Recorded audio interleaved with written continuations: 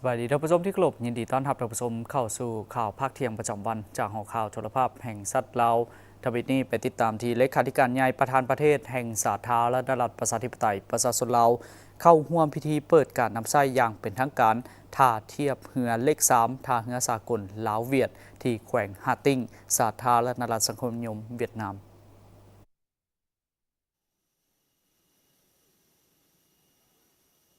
ในวันที่28 เมษายน 2025 คณะผู้แทนขั้นสูงพรรครัฐสาธารณรัฐประชาธิปไตยปฏิรูปลาวนำโดยสหายทองรุ้นศรีสุริตเลขาธิการใหญ่คณะบริหารงานศูนย์กลางพรรคประธานประเทศแห่งสาธารณรัฐประชาธิปไตยปฏิรูปลาวได้เดินทางไปเคลื่อนไหวอยู่แขวงฮาติงสาธารณรัฐสังคมนิยมเวียดนามเพื่อร่วมกับสหายเหลืองเกืองกรรมการกรมการเมืองศูนย์กลางพรรคประธานประเทศแห่งสาธารณรัฐสังคมนิยมเวียดนามเพื่อเป็นสักขีพยานในพิธีเปิดการนำไส้อย่างเป็นทางการท่าเทียบเรือเลข3ท่าเรือสากลลาวเวียดแขวงฮาติงท่าเรือสากลลาวเวียดรวมมีท่าเทียบเรือ1 2 และ 3ตั้งอยู่เขตเศรษฐกิจวุ่งอ่างตาแสงกีแองแขวงฮาติงสาธารณรัฐสังคมนิยมเวียดนามซึ่งคุ้มครองบริหารและพัฒนาโดยบริษัทหุ้นส่วนเรือสากลลาวเวียดในนั้นรัฐวิสาหกิจลาวเอเชียโทรคมในน้ำต่างหน้ารัฐบาลลาวถือหุ้นร่วมกับฝ่ายเวียดนามฝ่ายลาวถืออัตราหุ้น 60% และฝ่ายเวียดนามถืออัตราหุ้น 40%พิธีดังกล่าวเป็นเหตุการณ์ที่มีความหมายทางประวัติศาสตร์อันสำคัญยิ่งสำหรับสาธารณรัฐประชาธิปไตยปฏิรูปลาวเป็นสัญลักษณ์ทางประวัติศาสตร์ที่สำคัญให้แก่การร่วมมือระหว่าง2พรรค2รัฐและประชาชน2ชาติลาวเวียดนามในระยะใหม่และเป็นของควรอันล้ำค่าที่พรรครัฐและประชาชนเวียดนามไอ้น้องมอบให้แก่พรรครัฐและประชาชนลาวซึ่งเป็นการยืนยันให้เห็นถึงน้ำใจไมตรีจิตแห่งสายผูกพันมิตรภาพที่ยิ่งใหญ่ความสามัคคีพิเศษและการร่วมมือรอบด้านอันเสมอต้นเสมอปลายระหว่าง2พรรค2รัฐและประชาชน2ชาติลาวเวียดนามที่บ่มียามเสื่อมคลายนับมือนับนักแน่นเข้มแข็งและนำเอาผลประโยชน์ตัวจริงมาสู่ประชาชน2ชาติลาวเวียดนามโครงการทางเรือสากลลาวเวียดนามเป็นโครงการร่วมมือทางด้านยุทธศาสตร์ที่สำคัญ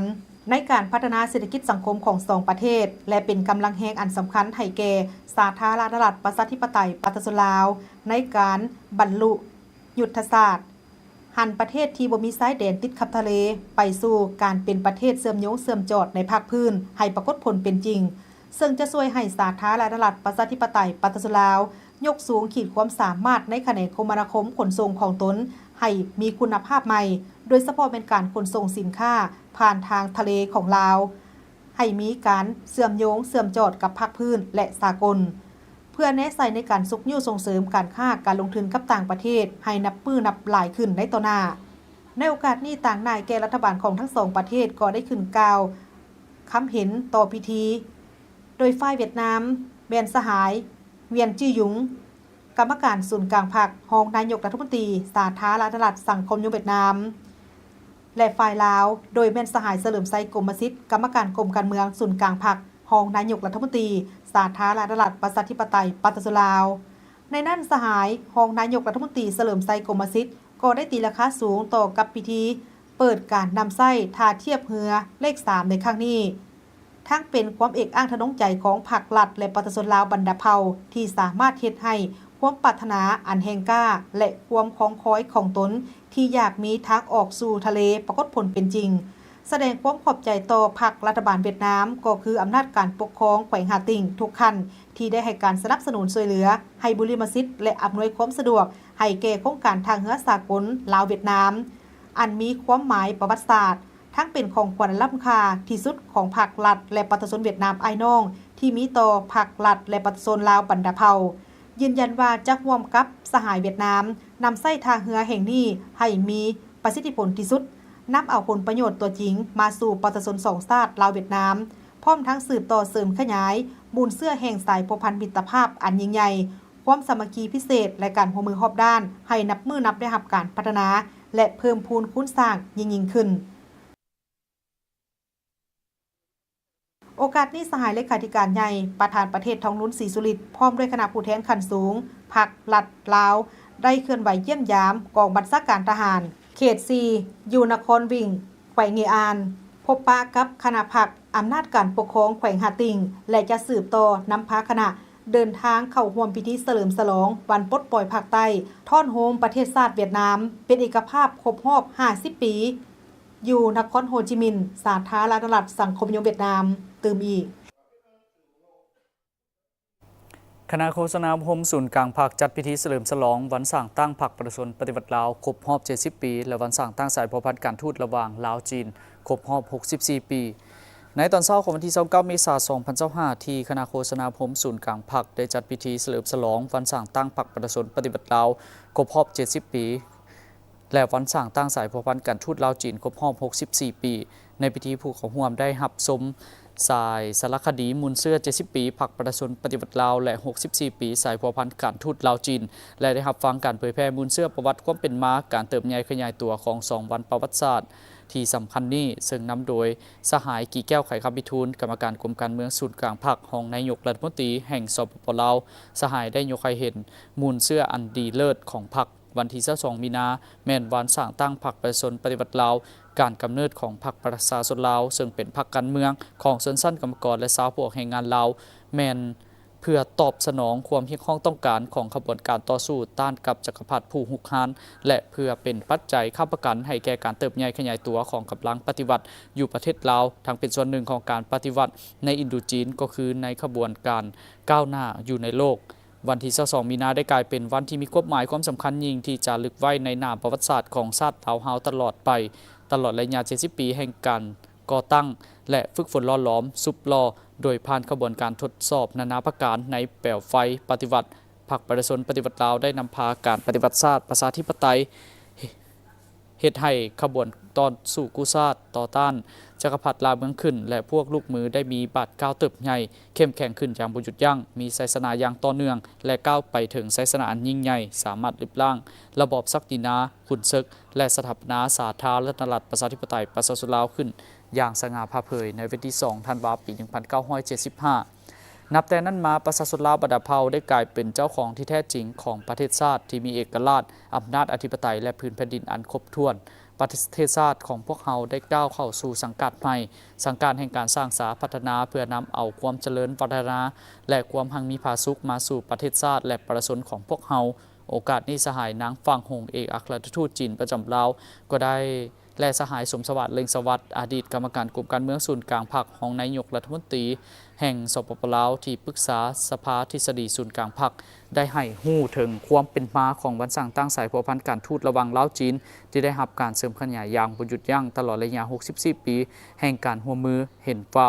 การร่วมมือระหว่าง2ประเทศนับมือก้องขวางซึ่งเป็นการเสริมขยายมูลเสื้อปฏิวัติอันดีงามประกอบส่วนอันใหม่ในการสุกโยกการร่วมมือกันต่างฝ่ายต่างมีผลประโยชน์ร่วมกันในทุกของเขตเวียกงานและเพิ่มเนื้อในอันใหม่ให้แก่การพัวพันคู่ร่วมมือยุทธศาสตร์รอบด้านระหว่างลาวและจีนเฮ็ดให้ประเทศลาวและประเทศจีนเป็นเพื่อนบ้านที่ดีเพื่อนมิตรที่ดีสหายที่ดีและเป็นคู่ร่วมมือที่ดีจนถึงกลายเป็นคู่ร่วมชะตากรรมลาวจีนมาฮอดปัจจุบันจีนแม่นคู่การค้าที่ใหญ่อันดับที่2ของลาวเฉพาะปี 2024มูลค่าการค้า2ฝ่ายบรรลุถึง 8.23 ตื้อดอลลาร์สหรัฐเทียบใส่ปี 2023เพิ่มขึ้น 15 กว่าส่วนห้อยมูลค่าการค้า2ฝ่ายมีท่าเอียงเพิ่มขึ้นอย่างต่อเนื่องภายหลังเปิดนำไส้ขบวนรถไฟขนส่งสินค้าลาวจีนระหว่างประเทศเป็นต้นมาได้มีการเปิดโครงการสร้างความเข้มแข็งลดผ่อนความทุกข์ยากของชุมชนโดยการร่วมมือจากหลายภาคส่วนเพื่อลบล้างพยาธิใบไหม้ในเลือดในสปป.ลาวโดยได้รับการช่วยเหลือจากสาธารณรัฐประชาชนจีนและสวิตเซอร์แลนด์ในมูลค่า 1.18 ล้านดอลลาร์สหรัฐระยะ 2 ปีองค์การอนามัยโลกประจำลาวและกระทรวงสาธารณสุขได้เปิดโครงการสร้างความเข้มแข็งลดผ่อนความทุกข์ยากของชุมชนโดยการร่วมมือจากหลายภาคส่วนเพื่อลบล้างพยาธิใบไหม้ในเลือดอยู่สปป.ลาวโดยการเข้าร่วมของดร.บุญแฝงภูมิมาลัยศิษย์รัฐมนตรีกระทรวงสาธารณสุขท่านนางฟางหงเอกอัครราชทูตจีนประจำลาวผู้ตั้งหน้าองค์การเพื่อการพัฒนาและร่วมมือสวิตเซอร์แลนด์ประจำภาคพื้นแม่น้ำคองและภาคส่วนที่เกี่ยวข้องเข้าร่วมการเปิดโครงการสร้างความเข้มแข็งทางลดผ่อนความทุกข์ยากของชุมชนโดยการร่วมมือจากหลายภาคส่วนเพื่อลบล้างพยาธิใบไหม้ในเลือดในสปป.ลาว ดร.บุญแฝงภูมิไลศิษย์รัฐมนตรีกระทรวงสาธารณสุขได้กล่าวว่าพยาธิใบไม้ในเลือดถือเป็นปัญหาสุขภาพที่แก่ยาวมาเป็นเวลาหลายปีแล้วผ่านมาแขนงสาธารณสุขได้สุ่มใส่เพื่อลดพรการได้รับเชื้อพยาธิใบไม้ในเลือดและก้าวไปสู่การลบล้างพยาธิดังกล่าวแต่พยาธิดังกล่าวยังส่งผลกระทบต่อประชาชนหลายพันคนโดยเฉพาะแม่เด็กน้อยดังนั้นการร่วมมือและการช่วยเหลือครั้งนี้จะเพิ่มขีดความสามารถและช่วยให้เฮาจะตั้งปฏิบัติมาตรการควบคุมพยาธิดังกล่าวจนก้าวไปถึงการลบล้างได้พยาธิใบไม้ในเลือดเป็นพยาธิที่มีหอยเป็นโตกลางส่งเสื้ออาศัยน้ำพยาธิใบไม้ในเลือดส่งผลกระทบต่อคนเกือบ240ล้านคนในทั่วโลกและพยาธิดังกล่าวยังคงเป็นปัญหาด้านสาธารณสุขของสปป.ลาวส่งผลกระทบต่อประชาชน 120,000 คนอาศัยอยู่202บ้านในเมืองโขงและเมืองมุลประโมกแขวงจำปาสักในนั้นเด็กที่อยู่ในเกณฑ์อายุเข้าเรียนถือเป็นกลุ่มที่มีความเสี่ยงสูงสุดเป็นพิเศษเพราะพยาธิดังกล่าวถ้าบ่ได้รับการปิ้นปัวอาจพาให้มีอาการเจ็บท้องตับใหญ่ถ่ายออกเลือดลุลูกเป็นมันหรือเป็นมะเร็งพกเหี่ยวสำหรับงบประมาณจำนวน 680,000 กว่าดอลลาร์สหรัฐจากกองทุนพัฒนาสากลและการร่วมมือภาคใต้ของสป.จีนองค์การเพื่อการพัฒนาและร่วมมือของประเทศสวิตเซอร์แลนด์จำนวน 500,000 กว่าดอลลาร์สหรัฐแม้จะนำใช้เข้าในหลายๆ กิจกรรมที่มีจุดประสงค์ตัดวงจรการส่งเชื้อพยาธิเพื่อก้าวไปสู่บ่มีกรณีติดเชื้อใหม่ในคนและสัตว์และหอย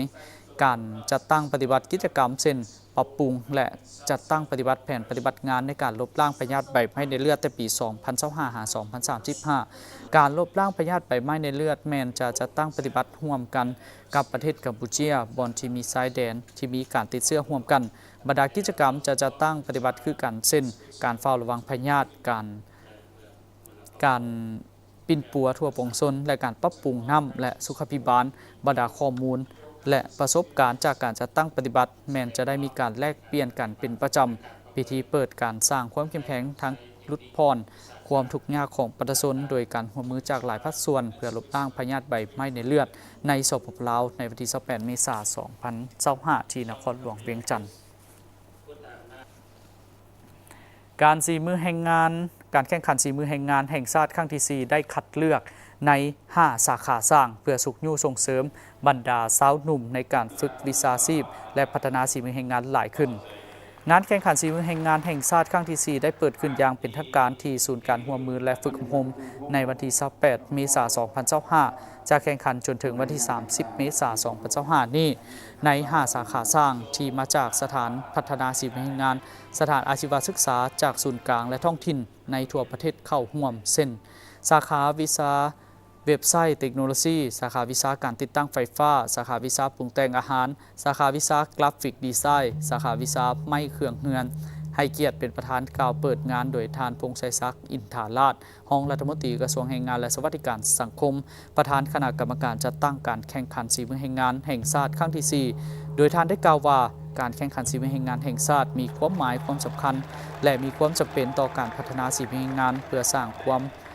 แห่งงานลาวให้มีสีมือได้มาตรฐานตอบสนองความต้องการของตลาดแรงงานและแผนพัฒนาเศรษฐกิจสังคมสามารถเชื่อมโยงกับภาคพื้นเป็นการสุขยู่ส่งเสริมให้หัวหน่วยธุรกิจได้ประกอบส่วนในเวียกงานพัฒนาสีมือแห่งงานให้เป็นขบวนการที่กว้างขวางส่งเสริมและยกระดับมาตรฐานสีมือแห่งงานพร้อมทั้งเปิดโอกาสให้บรรดาสาวหนุ่มวัยหนุ่มผู้เข้าฝึก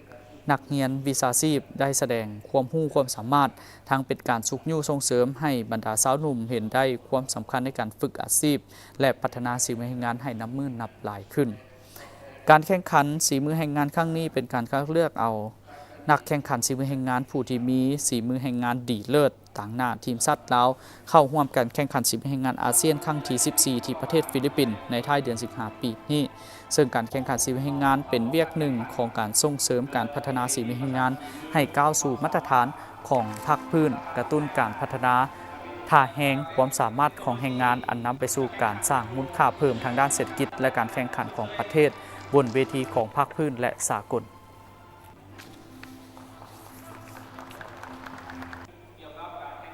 เนื่องในโอกาสวันสร้างตั้งสายพัวพันธ์การทูตลาวจีนครบรอบ 64 ปีวันที่ 25 เมษายน ปี 1961 หา 25 เมษายน 2025 ท่านนางฟังหงเอกอัครราชทูตวิสาพันธ์ ผู้มีอำนาจเต็มแห่งสาธารณรัฐประชาชนจีนประจำลาวได้ให้สัมภาษณ์ต่อสื่อมวลชนลาวและจีนยกให้เห็นสายพัวพันการร่วมมือลาวจีนนับมือเพิ่มพูนคูณสร้างขึ้น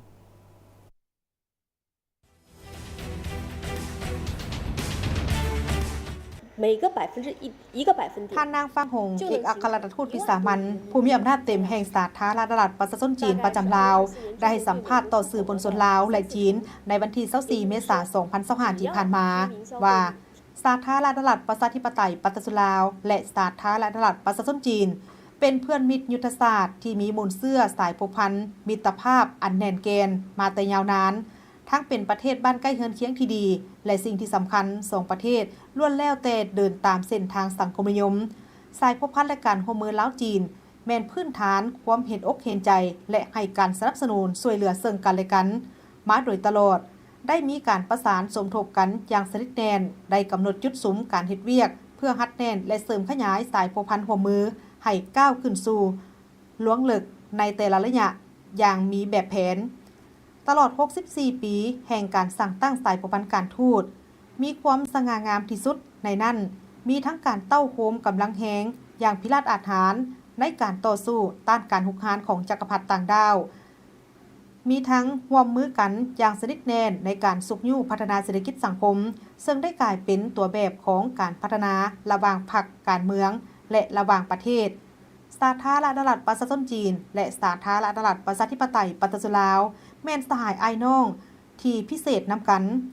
ในวันที่25เมษายนแม่นวันครบรอบ64ปีแห่งการสร้างตั้งสายผูกพันการทูตจีนลาวภายหลังสหายเลขาธิการใหญ่สีจิ้นผิงได้เสนอออกแนวคิดว่าด้วยการสร้างประชาคมร่วมชะตากรรมของมวลมนุษย์แล้วสองประเทศจีนลาวได้เป็นเอกภาพร่วมกันทางด้านการเมืองในการสร้างเป็นคู่ร่วมชะตากรรม2ฝ่ายก่อนหมู่ในปี 2019 และปี 2023 สหายเลขาธิการใหญ่สีจิ้นผิงได้ลงนามในแผนแม่บทว่าด้วยการสร้างคู่ร่วมชะตากรรมลาวจีนกับการนำสูงสุดของประเทศลาว2ครั้งซึ่งได้กลายเป็นบอนอิงในการเป็นคู่ร่วมมือยุทธศาสตร์รอบด้านและการเป็นคู่ร่วมชะตากรรมระหว่าง2ประเทศลาวจีนในระยะใหม่การร่วมมือรูปธรรมระหว่าง2ประเทศจีนลาวสามารถยัดได้ผลสำเร็จอันมีลักษณะบุกทะลุอย่างบ่หยุดยั้งประเทศจีนได้กลายเป็นประเทศที่ลงทุนหลายที่สุดและเป็นคู่ร่วมมือในการค้าที่สำคัญของประเทศหลายปีเลียนติดผลิตภัณฑ์กสิกรรมของลาวจำนวนหลายกว่า 80% ได้ส่งออกไปจำหน่ายอยู่ประเทศจีนมูลค่าการค้าของ2ฝ่ายจีนลาวในปี 2024 บรรลุได้ 8,231 ดอลลาร์สหรัฐเทียบกับระยะเดียวกันที่ผ่านมาแม่นเพิ่มขึ้น 15.9% ซึ่งได้สร้างสถิติสูงอันใหม่อีกครั้งหนึ่งเส้นทางรถไฟลาวจีนได้ช่วยยู่หนุนให้ประเทศลาวหันเปลี่ยนจากประเทศที่บ่มีชายแดนติดจอดกับทะเลมาเป็นประเทศเชื่อมโยงเชื่อมจอดกับภาคพื้นโดยได้กวมเอาการเชื่อมจอดกับประเทศไทยสิงคโปร์และอื่นๆอีก18ประเทศและเขตแคว้นการขนส่งผู้โดยสารและการขนส่งสินค้าล้วนแต่สามารถบรรลุได้หลายกว่าจำนวน50ล้านต้นได้กลายเป็นเส้นทางคำของการขนส่งโลจิสติกสากลที่มีประสิทธิผลสูงและมีความสะดวกเพื่อนมิตรนักข่าวทั้งหลายก็มักเดินทางไปเวียกต่างแขวงเรื่อยๆอาจจะเห็นถึงการเปลี่ยนแปลงที่มาจากทางรถไฟอย่างลึกซึ้งการร่วมมือในโขงเขตเส้นทางด่วนลาวจีนเส้นทางด่วนนครหลวงมิจันทร์หาบางเวียงไฟฟ้าพลังงานบ่อแฮและโขงเขตอื่นๆโครงการโรงหมอหลวงพระบางโรงหมอมโหสถโรงเรียนวิชาชีพทางรถไฟและโครงการปรับปรุงชีวิตการเป็นอยู่ของประชาชนจำนวนหนึ่งก็ได้สำเร็จการก่อสร้างและนำใช้แล้วทางได้มีบทบาทอันตั้งหน้าให้แก่การสืบต่อมิตรภาพจีนลาวและนำเอาความผาสุกมาสู่ประชาชนทั้งสองชาติจีนลาวอีกด้วยการไปมาหาสู่ระหว่างประชาชนและการแลกเปลี่ยนระหว่างสองประเทศจีนลาวนับมือนับแน่นแฟนโดยเฉพาะแมนภายหลังที่ได้เปิดการนำใช้เส้นทางรถไฟลาวจีนแล้วนักท่องเที่ยวที่เดินทางเข้ามาลาวก็สามารถไปเยี่ยมยามพี่น้องยามหมู่เพื่อนได้สาวหนุ่มของทั้งสองประเทศก็นับมือนับใกล้ชิดกันหลายขึ้นมีนักศึกษาจีนหลายห้อยคนมาเรียนอยู่ประเทศลาวและมีนักศึกษาลาวหลายพันคนก็ศึกษาคำเรียนอยู่ประเทศจีนมีสาวหนุ่มลาวหลายคนมักหักการเรียนภาษาจีน เวลานั้นท่านนางฟังหงย่างไปตามเส้นทางก็มักพบเห็นเพื่อนมิตรลาวเว้าภาษาจีนกับตนเองท่านนางฟังหงยังกล่าวตื่นอีกว่าสายพัวพันสองประเทศเกี่ยมเข้าสู่ปีที่65มิตรภาพจีนลาวจะนับมือนับแน่นแฟ้นแน่นแกนยาวนานมีความสดชื่นตลอดเวลาและนับมือเจริญงอกงามขึ้นเรื่อยๆขอเพียงแต่พวกเขาจับมือกันพยายามร่วมกันยึดมั่นแนวคิดร่วมกันสร้างร่วมกันสมไส้ร่วมมือกันและรับผลประโยชน์ร่วมกันแน่นอนจะบุกเบิกให้สองประเทศจีนลาวได้มีอนาคตอันดีงามยิ่งขึ้นบริษัท FMB พัฒนาเทคนิคและการค้าจำกัดโซลูมและศูนย์ซ่อมแปลงรถที่ทันสมัยที่ได้รับความไว้วางใจจากลูกค้าตลอดมาในการบริการโดยทีมงานคุณภาพพร้อมมอบข้อเสนอที่ดีที่สุดให้กับลูกค้าและพวกเขายังมีทีมงานสร้างที่มีประสบการณ์สูงสามารถวิเคราะห์ปัญหาแก้ไขปัญหาให้ถูกจุดและว่องไวสถานที่ตั้งอยู่บ้านดุงเมืองเซเซถานครหลวงเวียงจันทน์ติดกับไฟแดงนาควายเส้นทาง450 ปีสามารถติดต่อเบอร์โทรและ WhatsApp 021-218-585 และ 020-554-67308 Facebook FMB Development Technical and Commercial Company Limited อีเมล fmbcarshowroom99@gmail.com นึกถึงโซลูมและศูนย์ซ่อมแปลงรถให้นึกถึงบริษัท FMB พัฒนาเทคนิคและการค้าจำกัด